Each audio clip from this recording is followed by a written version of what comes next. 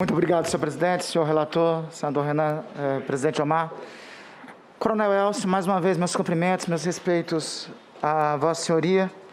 Coronel, o senhor poderia dizer quando foi a primeira comunicação da Pfizer com o governo brasileiro, ou pelo menos a comunicação que vossa senhoria teve acesso, teve conhecimento? De quando foi? Um segundo, por favor. Pois não.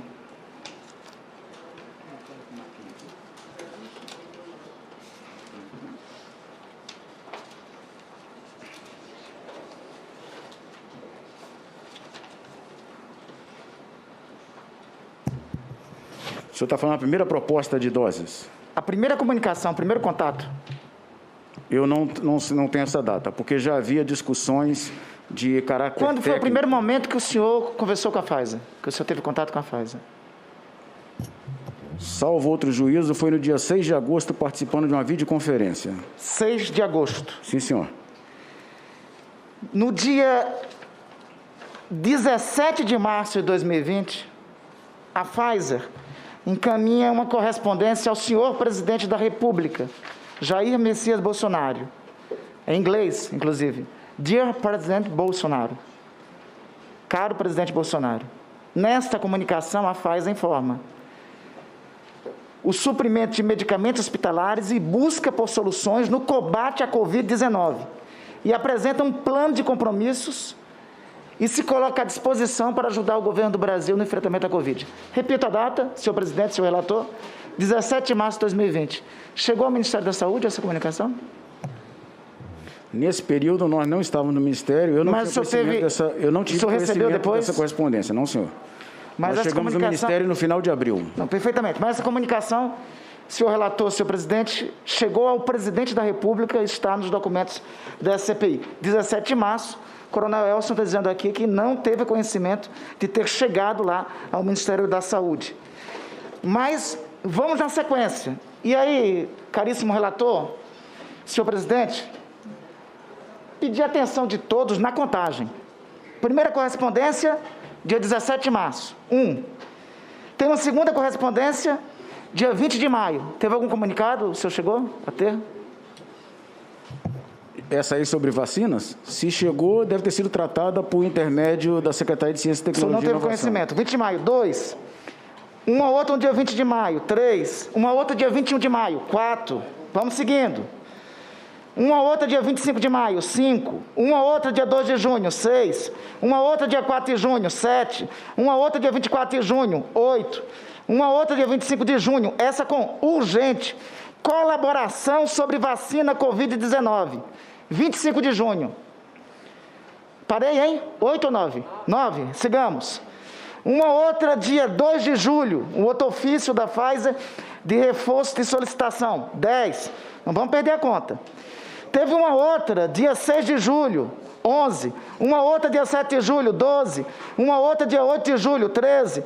Uma outra, dia 14 de julho, 15. Uma outra, 16 de julho, 15. Uma outra, dia 21 de julho, 16. Uma outra, de novo, dia 21 de julho, 17. Uma outra, dia 22 de julho, 18, uma outra dia 24 de julho, 19, uma outra dia 29 de julho, 20, uma outra dia 31 de julho, 21, uma outra dia 31 de julho, essa daí com audiência urgente, aí tem 4 audiências urgentes, 31, 32, 33, 34,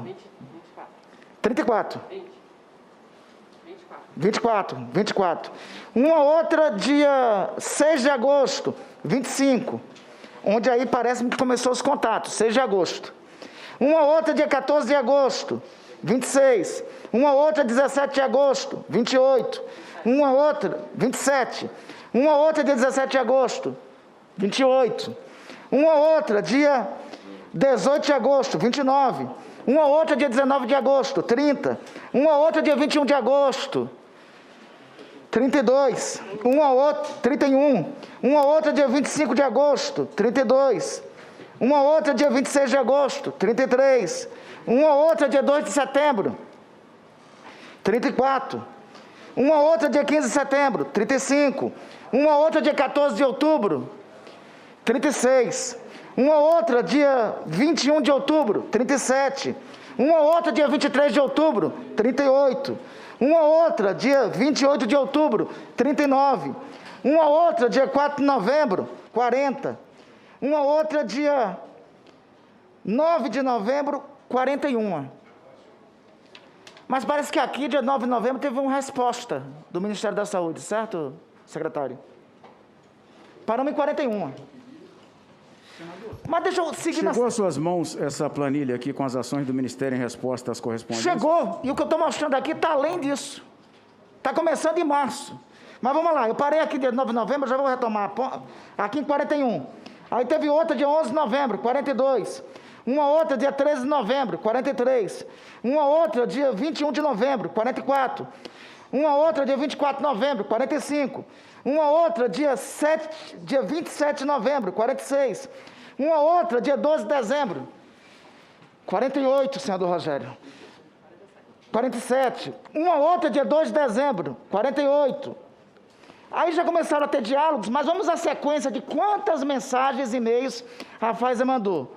Uma outra dia 4 de dezembro, 49. Uma outra dia 5 de dezembro, 50. Uma outra dia 6 de dezembro, 51. Uma outra dia 7 de dezembro, 52. Uma outra dia 7 de dezembro, 53. Uma outra dia 9 de dezembro, 54. Uma outra dia 9 de dezembro, 55. Uma outra dia 15 de dezembro, 56. Aí dia 4 de janeiro, 55. 7 de janeiro, 57. Uma outra dia 7 de janeiro, 58. 14 de janeiro, 59. 18 de janeiro, 60. 18 de janeiro, 61. 2 de fevereiro, 62. 3 de fevereiro, 63. 3 de fevereiro, 64. 13 de fevereiro, 65. 17 de fevereiro, 66. 17 de fevereiro, 68. 67. 17 de fevereiro de novo, 68. 25 de fevereiro, 69. 25 de fevereiro, 70. 1º de março, 71. 1º de março, 72. 3 de março, 73. 8 de março, 74. 8 de março de novo, 75. 9 de março, 76. 9 de março, 77. 15 de março, 78. 22 de março, 79. 24 de março, 80. 23 de abril, 81. Foram 81 correspondências. Ao que me parece, senhor Elcio, pelo menos os documentos que temos aqui, 90% dessas sem resposta. Eu lhe pergunto... Algumas delas já eram respostas a demandas nossas, só para citar para o senhor. 90% outras, não tiveram. Outras eram e-mails, eu até procurei um arquivo aqui, não encontrei análise, e-mails que eles mandavam repetidamente para o Ministério com o mesmo conteúdo que eles mandaram 4, 5 vezes ao Correio também. Inclusive, no mesmo dia, mandar 4 e-mails. Inclusive, em julho, eles mandaram 4 e-mails pedindo audiência urgente. Foram atendidos? Foi a audiência que ocorreu no dia 6 de agosto. Mas é no meados de julho. O senhor só os recebeu em agosto?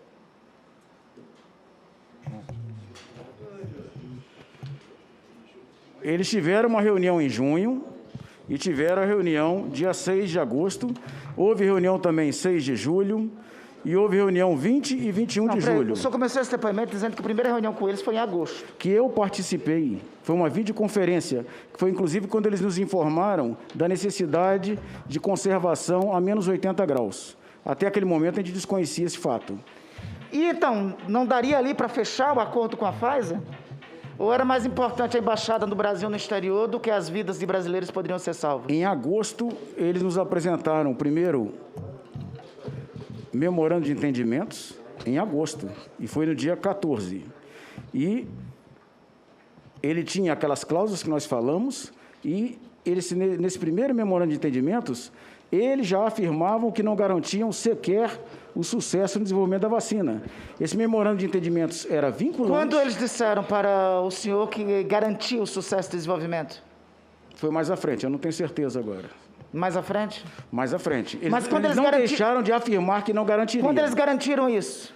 Eu não tive essa certeza, só quando ouvi o registro no FDA em mas dezembro. Veja, o senhor recebeu uma correspondência no dia 9 de novembro. Essa correspondência deles diz exatamente o seguinte, assinado pelo CEO da Pfizer.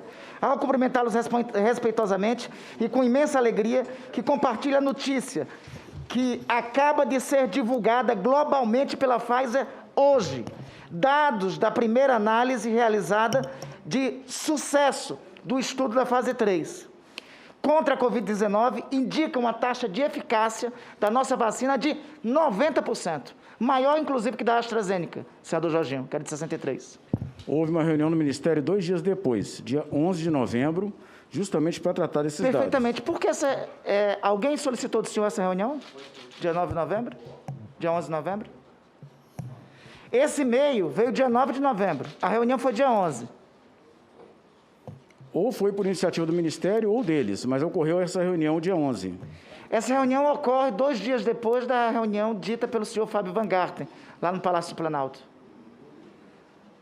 A partir do momento que eles informaram os dados de sucesso, nós fizemos uma reunião para a discussão das propostas de memorando de entendimentos. Aí seguiram 6 e-mails para entendimentos depois disso, até o dia 2 de dezembro. Não foi o suficiente para resolver? Dia 17 de novembro, uma nova reunião para tratar de aspectos técnicos e logísticos. Perfeito. E não foi suficiente? Porque, veja, no dia 2 de dezembro, eles mandam outro e-mail, também que chega ao senhor e chega ao governo. Dia 21 de novembro, dia 2 de dezembro, eles mandam outro e-mail, assinado pelo CEO da Pfizer, em que eles dizem o seguinte: em nossa terceira oferta, senador Rogério, em nossa terceira oferta enviada ao governo brasileiro na semana passada, em 24 de novembro, eles já tinham encaminhado 3 ofertas. Sim, naquelas condições que eu falei para o senhor. Mas as condições foram mudando até que no momento em que nós celebramos o contrato em melhores condições de vantagem, antecipando o cronograma e contratando 100 milhões de doses. Enquanto estava tendo essa negociação, vidas estavam sendo perdidas. Você não achava que era urgente? O próprio memorando de entendimentos, ele previa que a vacina só poderia ser disponibilizada após aprovação no FDA. E havia uma norma do governo americano que não autorizava a exportação de vacinas. Informando que já tinha sucesso eficácia de 90%. E já tinha sucesso da fase 3. Essa era a informação deles, não o endosso do FDA. Não, é a informação que chegou ao senhor, está aqui o e-mail. Não é o endosso do FDA. A informação chegou ao senhor. Essa informação técnica não é o endosso de uma agência reguladora que era o FDA, o que só ocorreu no dia 11 de dezembro. Mas a informação, o senhor não acredita que eles tinham uma responsabilidade ao encaminhar essa informação? Como todos os fornecedores de vacina. A Sputnik também informou e até esse momento ela não teve uma autorização para uso emergencial total da agência reguladora brasileira. Mas eu quero só lhe informar que no dia 2 de dezembro, lhe passaram aqui o texto que o CEO da Pfizer disse. Tendo em vista, solicitamos ao Ministério da Saúde, pela urgência do tema, se os senhores já tiverem tomado a decisão de não avançar com a assinatura desse documento, possam nos comunicar para que possamos liberar essas doses para que elas sejam disponibilizadas aos países da região. O senhor respondeu isso aqui? Senador, essa resposta aí aconteceu com discussões internas. Isso aqui é dia 2 de dezembro. E nós tínhamos a imposição deles de edição de uma medida provisória ou de um projeto de lei, e essa medida provisória obrigatoriamente teria que ser convertida em lei. Uma semana depois, eles mandaram para o senhor uma sugestão de medida provisória.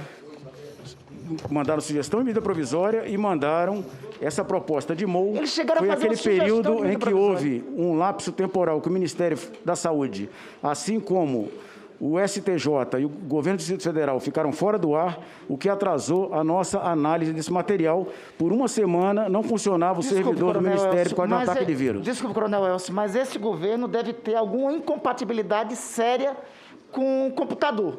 Ora, o general Pazuello vem aqui e diz que um tal de um hacker. Agora o sistema saiu. Outra hora é um vírus, que não é o coronavírus. Tem que fazer um curso rapidamente de manutenção dos dispositivos de computador do governo. Porque enquanto sai do sistema, os dispositivos de computador, vidas estão sendo perdidas. Veja, quero reiterar, esse ofício aqui, do dia 2 de dezembro, é um ofício desesperador. Ele diz aqui, o CEO da Pfizer, claramente, se o governo brasileiro não quiser, vamos disponibilizar para os outros países da região. E sabe o que aconteceu, senhor relator, senhor presidente? Uma semana depois, o Chile começou a vacinar. Uma semana depois, e hoje, sabe qual é a situação? Hoje o Brasil tem 11% de vacinados e o Chile tem 56% de sua população vacinada. Então, só para concluir... Dia 4 nós mandamos a contra... O senhor falou do e-mail do dia 2. Dia 4 nós mandamos a contraproposta de memorando de entendimentos para que eles analisassem. E logo em seguida eles voltaram a reiterar.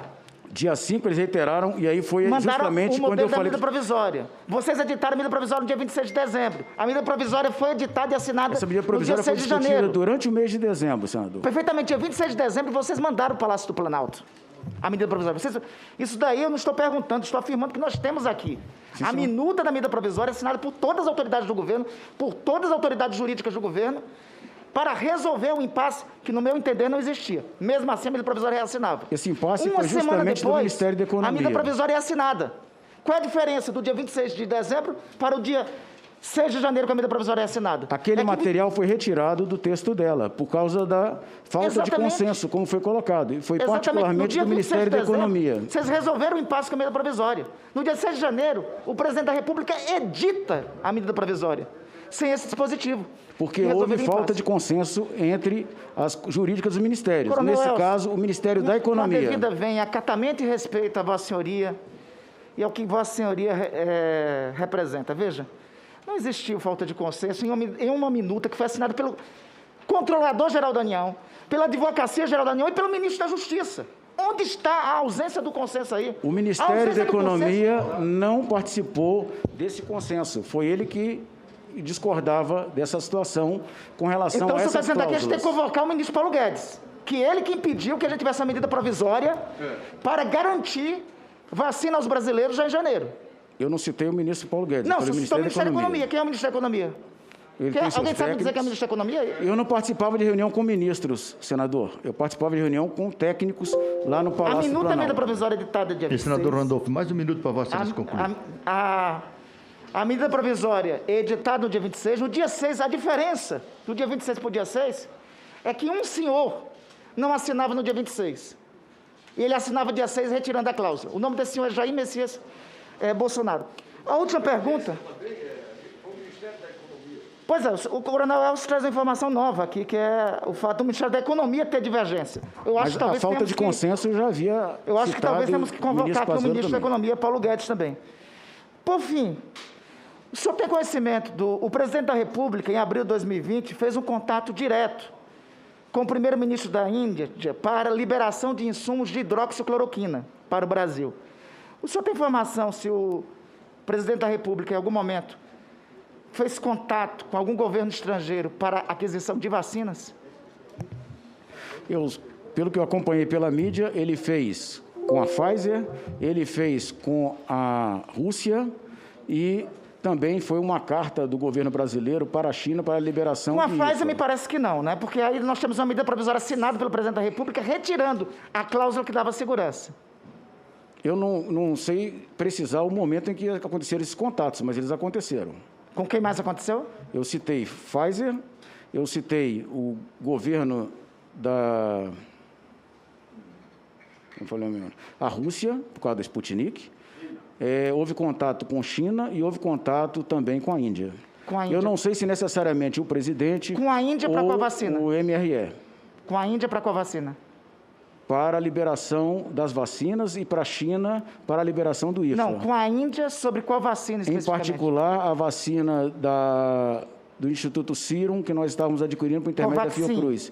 Não, senhor, a AstraZeneca também. Tendo em vista o atraso na vinda de IFA da China e o que atrasou a produção da Fiocruz. Da Covaxin, não teve um contato também em janeiro sobre a liberação da Covaxin? Eu não sei precisar para o senhor, desconheço. Bom, Eu não teve me um lembro. contato e a vacina da Covaxin, ao que nos consta, é a mais cara das vacinas. Senador Então, não houve Randolfo. pela Pfizer, eu vi em relação Já às estão me outras. cobrando Já aí. concluindo, Já senhor estão me presidente. cobrando a... Só a última pergunta. O senhor acredita que, antes de sair do Ministério, a aquisição de doses de vacinas foi feita o suficiente para todos os brasileiros?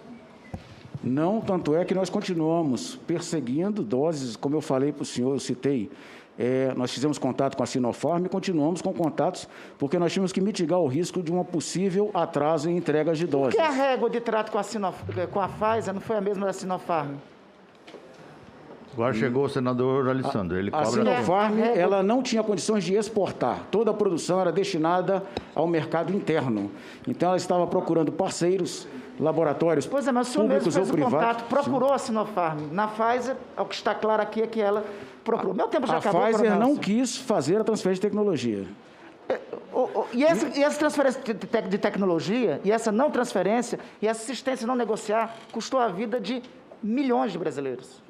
Se nós tivéssemos 1.500 doses de vacina, que fosse 1.500.000 já em dezembro, seriam vidas de brasileiros que estariam salvas. Coronel, só quero concluir, meu tempo de fato já esgotou. Por favor, senador. Concluindo, Coronel, eu quero reiterar aqui o que outros colegas falaram. Eu tenho admiração pelo senhor, pela instituição que o senhor faz parte, base da formação do Estado brasileiro desde Guararapes, mas eu também tenho profunda consciência que o senhor, como membro do Exército Brasileiro, cumpre regras de hierarquia e de disciplina, que são regras sagradas, que não podem ser desrespeitadas jamais. Então, eu quero reafirmar o que outros colegas disseram. Não era o senhor para estar aí, eu tenho certeza que o senhor apenas cumpriu ordens. Quem deveria estar aí era o senhor presidente da República, Jair Messias Bolsonaro. Muito bem.